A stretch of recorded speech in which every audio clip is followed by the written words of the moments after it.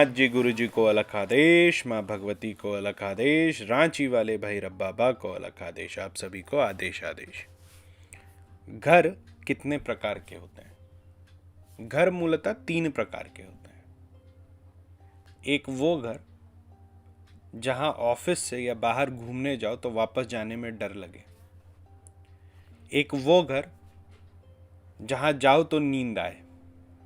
और एक वो घर जहां जाने का इंतजार हो। अब अगर आप इस वीडियो को सुन रहे हैं तो हो सकता है कि आपका घर पहले की 2 कैटेगरी में आए। क्यों इस 2 कैटेगरी में कोई घर आता है?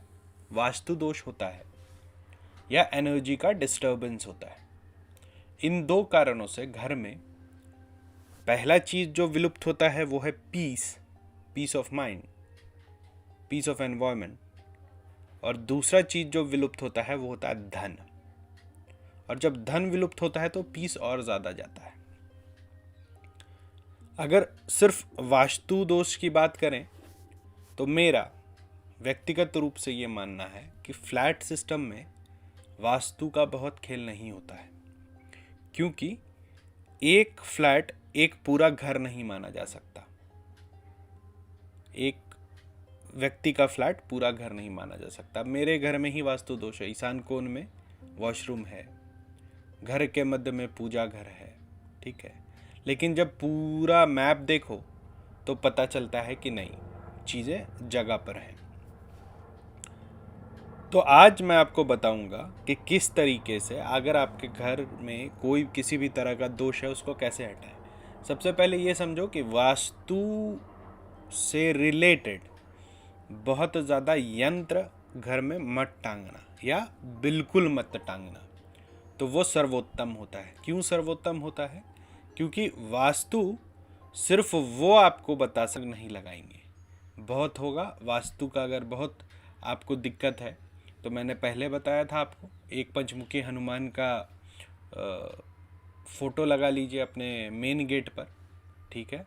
और एक 10 मुखी रुद्राक्ष टांग दीजिए घर के मध्य में, ठीक है। स्फटिक रुद्राक्ष और बीच में एक 10 या 11 मुखी ज़्यादा प्रभावी होता है, उसको टांग दीजिए बीच घर में, तो वास्तु का दोष सब हट जाता है। लेकिन आज हम आपको बताएंगे कि किस मंत्र और विधि के द्वारा अगर घर में एनर्जी बिल्कुल सुप्तावस्था में चला गया है, एग्रेसिवनेस घर में बढ़ रहा है, धन की कमी हो रही है, तो किस तरीके से आप अपने घर को एक्टिवेट करेंगे, ठीक है।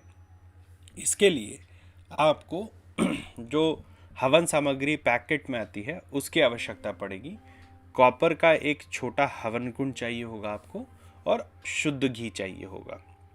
इसके अलावा आपको चाहिए गंगा जल और एक घंटी, ठीक है। घंटी जो आप बजाते हैं पूजा में, आरती में, वो 2 चरण में काम होगा। एक तो होगा कि आप जो घर में सुप्त अवस्था में एनर्जी है उसको जागृत करें, जो अनवांटेड एनर्जी है उसको घर से बाहर करें, ठीक है। तो पहले हम उस घंटी को लेंगे, ठीक है, और उसके बाद घर के मध्य से शुरू करेंगे और घंटी बजाते हुए दीवार से सटते हुए एक मंत्र पढ़ते हुए पूरे घर में घूम करके घर के मध्य में वापस आएंगे। तो वो मंत्र क्या है? मंत्र है ओम आकर्षय महादेवी राम मम प्रियम हे त्रिपुरे देव देवेशी तुभ्यम दस्यामि यंचितम। फिर से सुनिए, ओम आकर्षय महादेवी राम मम प्रियम हे त्रिपुरे देव देवेशी तुभ्यम दस्यामि यंचितम, ठीक है। एक बार घंटी बजाते हुए पूरे घर में आप इस मंत्र को जप के फिर घर के मध्य में आ जाएंगे, ठीक है। उसके बाद इस मंत्र से 108 आहुति देंगे, ठीक। आहुति देने के बाद एक दूसरा मंत्र है, उसका आप लोग उच्चारण करते हुए घर के सारे कोनों में जल, अगर गंगा जल है तो गंगा जल छींटते रहेंगे।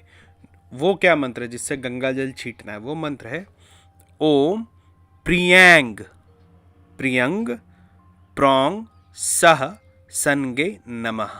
ओम प्रियांग प्रिंग प्रौंग सह सनगे नमः। ऐसा करके फिर आप घर के मध्य में आएंगे और वहाँ पे करीब 1 मिनट तक घंटी या शंख बजाएंगे। ठीक है। इसके बाद आप करेंगे गायत्री मंत्र से हवन। गायत्री मंत्र पूरा तो नहीं बोल सकता क्योंकि जो गायत्री मंत्र सुन लेता है वो शिष्य हो जाता है, इसीलिए मैं बता देता हूँ। ओम भूर्भुवस्सुवः तत्सवितुर्वरेण्यम, इस मंत्र से आप 108 आहुति देंगे। ठीक है। उसके बाद पहले दिन का पूजा आपका संपन्न हो जाएगा। दूसरे दिन फिर उठेंगे, ठीक है, स्नान ध्यान करके घर का नित्य पूजा करेंगे।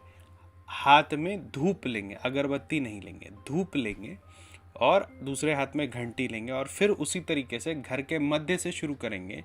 उसके बाद दीवार से सटते हुए पहले जो मंत्र आपको ओम आकर्षाय लिखाया उस मंत्र को पढ़ते हुए घर के सारे कोनों में घूम के फिर मध्य पर आएंगे। ठीक है। मध्य पर आने के बाद कल जो गायत्री मंत्र से आपने हवन किया था उसका भस्म निकाल लेंगे और फिर ओम प्रियांग प्रिंग जो मंत्र आपको बताया उस मंत्र से फिर घर के चारों कोनों में आप घूम करके और उस विभूति को छीटेंगे। इतना करने मात्र से आपके घर का जो एनर्जी लेवल है वो हाई हो जाएगा। इसको टेस्ट करने का जो सबसे आसान और सिंपल तरीका है वो ये है कि जैसे ही इसका प्रभाव शुरू होता है वैसे ही आपके घर में रोशनी बढ़ जाएगी।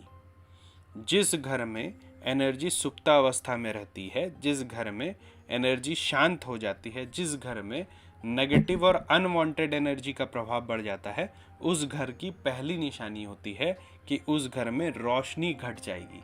आप कितना भी लाइट जला लो, आपको उस घर में अंधेरा ही दिखेगा। ठीक है।